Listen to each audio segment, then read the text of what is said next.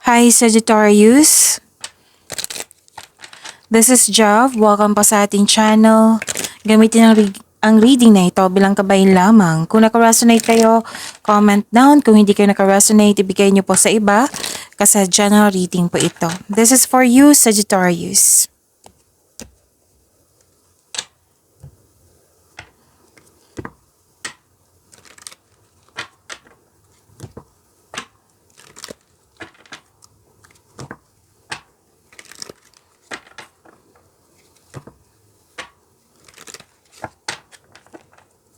Para po ito sa iyo, Sagittarius.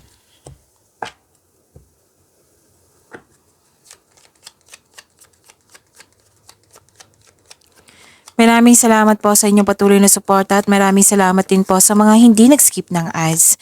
Sa mga hindi pa nag-subscribe, subscribe na po kayo at click bell notification para malaman nyo na may bago tayong video. Para sa mga gusto magpa-reading, comment po kayo ng personal reading. Again, comment kayo ng personal reading and check my reply sa comment section.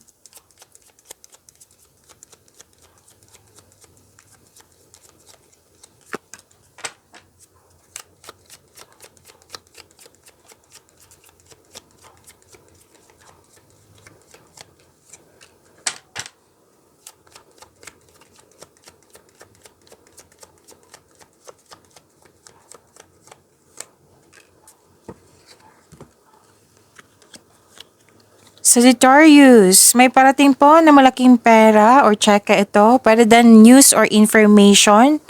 At malalaman mo din yung totoong intensyon ng isang tao sa iyo. At harvest time to. Oo, pwedeng sweldo, pwedeng binayaran ka sa binigay mo serbisyo, pwedeng naging maraming customer, kliyente, orders. Harvest time po. So, claim nyo po. At iwasan nyo mag-overthink. Oo, it might be iniisip mo yung loss of connection sa isang tao.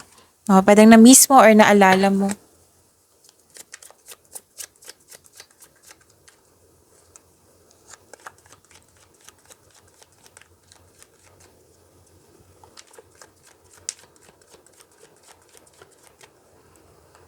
Energy po ni Sagittarius.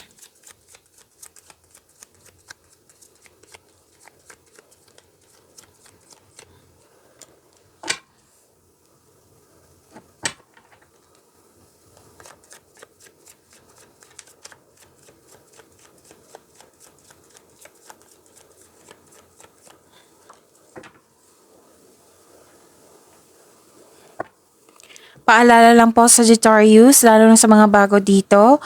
Kung may napansin kayo na repeating message, meaning to say pinupush ng course niyan.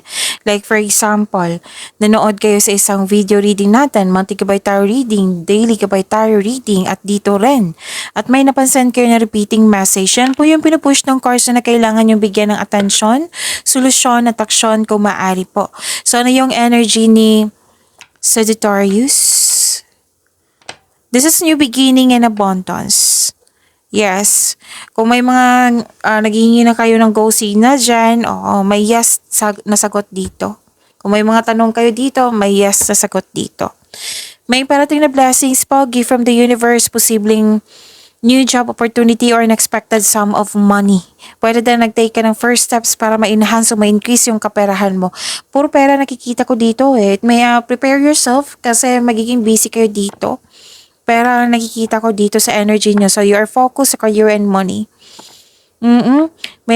Pwede din nag-take ka na first steps para ma-enhance o ma-increase yung kaperahan mo. Ang pagbabago na ito ay unlimited growth towards to your finances.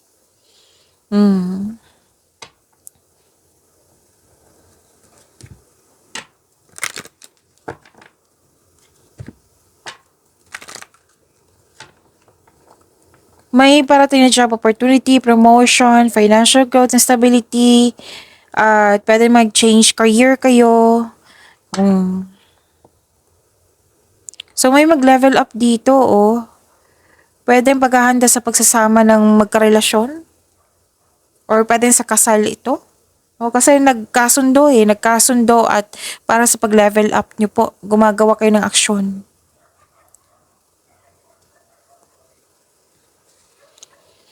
Ang ganda nito, Sagittarius, kasi this is wealth and generosity.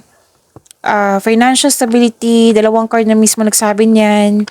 Pwede may leadership role na binigay sa inyo or di kaya ginampanan mo ng maayos, ng mahusay. Yung naging mahusay ka ng na leader.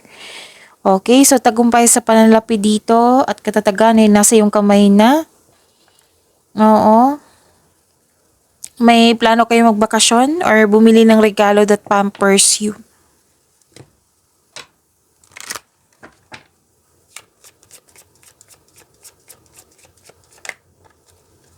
You're good enough. It might be nag-self-pity kayo ha. Oo, sabi dito, oh, you are good enough.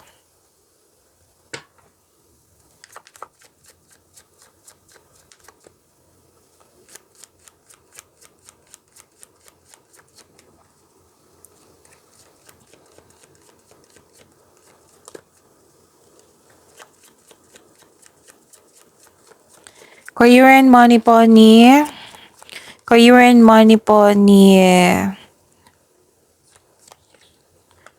Sagittarius.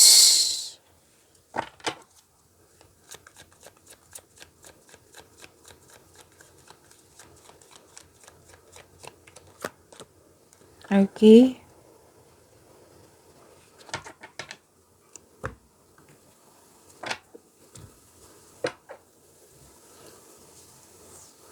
Nakikita ko dito gusto niyo magtrabaho na mag-isa kasi nagagawa mo ng husay, what I meant, nagagawa mo ng mabuti yung yung trabaho mo pag mag-isa ka lang. Yan yung nakikita ko. And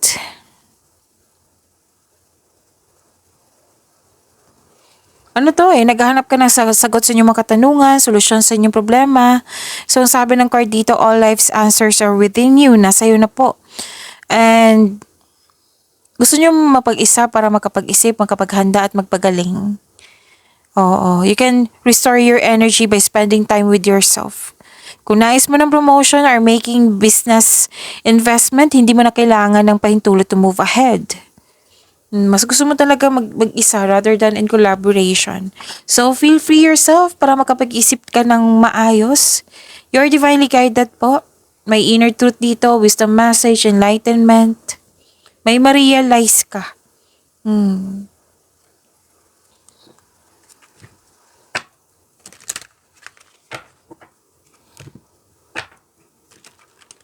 Nag-iisip ka pala dito kung tatanggapin mo yung offer sa iyo na posisyon.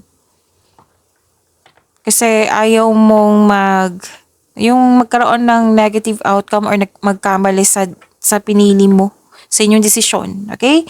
Kaya pala may soul searching dito. At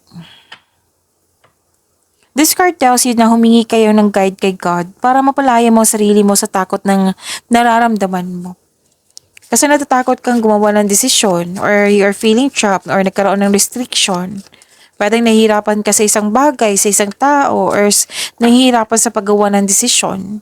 So magagawa mo ito kasi malalim ang iniisip mo dito yung space, nagkaroon ng space. Oo. At sinabi ng card dito, nasa iyo na yung sagot, nasa iyo na yung solusyon.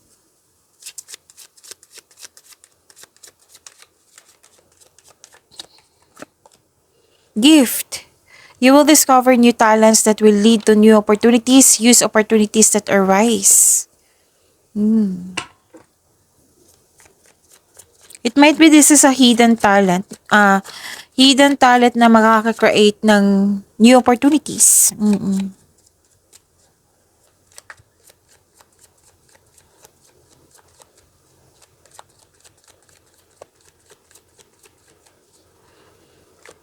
Love life, self-love, partnership, and romance ni Sagittarius.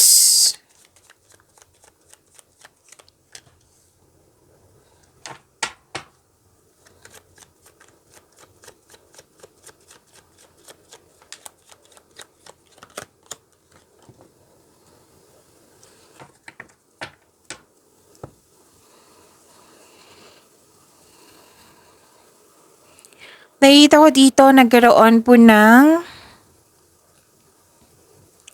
emotional stability, empathy. Oo. Blessed ka kasi stable ng yung partner mo, nagkaroon ng emotional intelligent, marunong magbalanse sa emotion, okay, guarded din at the same time, pwedeng kayo ito or yung partner mo or partner to be. Okay? Tapos sabi din dito na iparamdam mo sa kanya, sa partner mo na may malasakit ka at supportive ka sa inyong relasyon.